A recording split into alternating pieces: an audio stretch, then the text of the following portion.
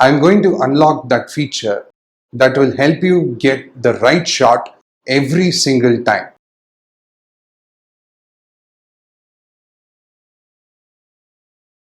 Hi, welcome to Squad. This is Squad Photography. I'm Ram. I'm a professional photographer. I'm highly overwhelmed by all your responses and appreciation for our previous video. I would like to thank you for that. Today, we are going to see how to hold your camera in the right way and also about the parts of the camera that affects photography itself. I'm going to unlock that feature that will help you get the right shot every single time. For those of you who have not heard of that mode, you will be surprised to know how all those features in a professional camera is also available with you in your phone. Shall we get into the video now?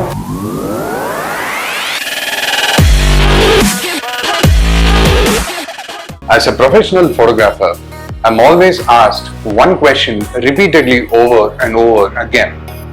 That is, what camera to buy, which brand to buy, and what megapixels to choose. My answer to that question is very simple. All are great cameras, all are great brands, and no, more the megapixel does not mean that your camera is better. Today, I have with me a Canon 5D Mark II. But don't worry, you might have a Nikon or a Sony camera. It does not matter. All cameras have the same way of holding and also the parts inside. Now, talking about holding the camera, you must always first strap your camera to its camera strap. This must be your first to-go thing as soon as you pick up the camera. I have had friends and I've also seen a lot of photographers lose their gear by dropping it or missing it just because they did not strap it to the camera strap. So that must be the first thing that you do. Remember, as a photographer, your camera is your most valuable tool. Its safety is your first priority. Its safety must be your first priority. Shall we see how to hold it now? Before you start holding the camera, mount the camera to your neck like this. Now you're all set. By this way, your camera is safely mounted to your neck. It doesn't fall. You're all safe and good. After this, with your right hand, pick up your camera like this. Once you pick up the camera, here in the camera, there is a bend that is given to facilitate for you to hold your fingers. Once you hold it, take your index finger and place it on the trigger button or the shutter button right here. Once you keep it here, you can use your middle finger and your ring finger placed on here where there is a provision of the grip that is given. Left hand, you should gently place your camera on its palm. By this way, you're all good to go and the camera is stable. Now that you know how to hold your camera, I'm going to tell you about two ways you can shoot. One is called the horizontal orientation or landscape orientation. You must hold your camera like this and then shoot. Your camera is typically horizontal. The next is called a portrait orientation or vertical orientation. You have to tilt your camera like this and then shoot. I hope you guys now have a rough idea about how to hold your camera and also about the different styles of holding. Don't worry if you still don't have it yet. We are going to have more videos coming in the future where I'll be taking you guys on a practical session of shooting pictures. At that time, I will cover about these orientations and holding the camera even more. Shall we move to the parts of the camera now?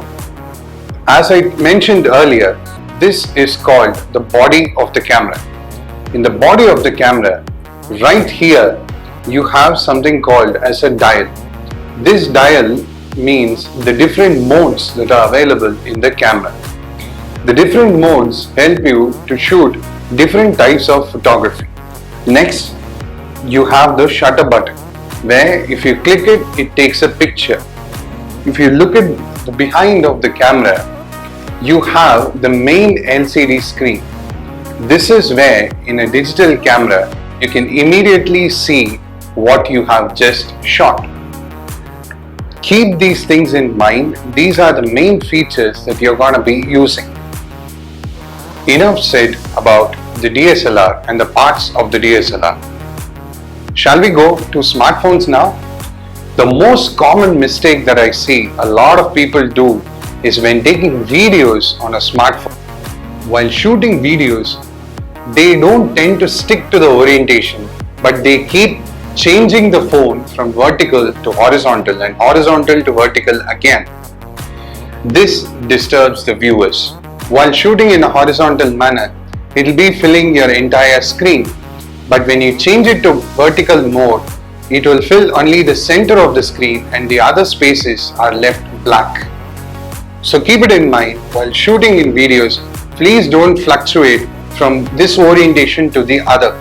Once you started in horizontal, continue in horizontal. I'll tell you how to hold your camera the right way now. Unless you are taking a selfie, please don't use your single hand. You may risk dropping the camera. Use your other hand and hold your wrist. Have much more grip. This way your phone is more stable when you shoot. If you're going to shoot in a horizontal manner also, the same applies. Don't use a single hand. Use your other hand to hold the other side of the camera, and this way you will not drop the phone and you will also have a very stable shot. One more thing I would like to suggest is don't have your elbows out. Have your elbows tucked in. When you have your elbows tucked in, your torso is much more stable, and by this way your shot will always be clear. Now I hope you're clear about how to hold your smartphone correctly while taking a picture or video. Shall we move on to the feature that I told you guys I will unlock for you to get a right shot every single time? That feature is called the manual mode. For those of you who have a manual mode, just keep it in mind, and from now on, while taking a picture, always shoot in this mode. I will teach you more about the features of the mode in the coming videos. For those of you who don't have the manual mode, simply look out for these terms: ISO, white balance and flash. It may usually be in auto, but keep it in manual. I will tell you how to use the ISO in the coming videos. The same goes with white balance also. But for now, keep it all on and let's get ready to go for manual mode and get a right shot every single time. There is also one feature about the smartphones that you people should keep it in mind. A lot of people ask me that their selfies or the pictures taken in their smartphone seems unflattering. I'll tell you the reason.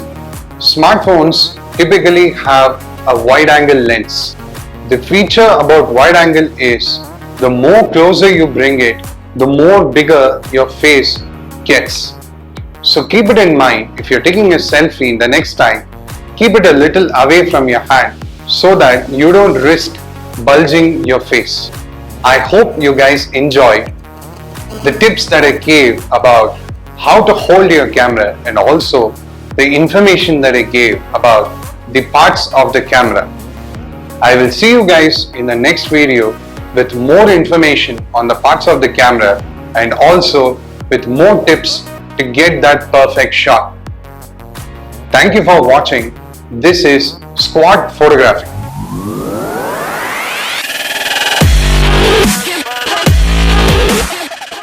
If you guys are enjoying my videos, please like my videos, subscribe to my page and do share it with your friends. Thank you for watching.